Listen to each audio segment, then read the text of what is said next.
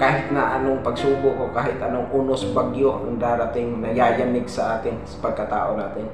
Hindi natin kailangan ng mga ito dahil sa mahina tayo, kundi kailangan natin ng mga ito para manatili tayong malakas.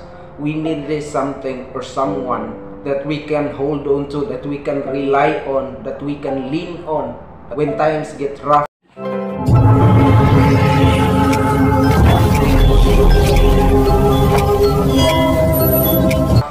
Kung minsan sa buhay natin hindi talaga may iwasan na darating yung panahon na susubukin talaga tayo ng tadhana. Yung kumbaga, sabay-sabay na nagsidatingan yung mga problema, kaliwat kanan, likod at harap.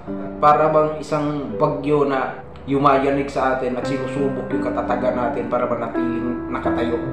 There were times talaga na napakabigat ng problema ang hinaharap natin. At sa mga ganong pagkakataon, hindi natin kailangan mag-pretend na kaya natin ang lahat. There were times talaga na kailangan natin ng makakapitan, masasandalan, at maliban doon, it is very important from the beginning or before we end of this kind of scenario or situation that we are currently facing this time.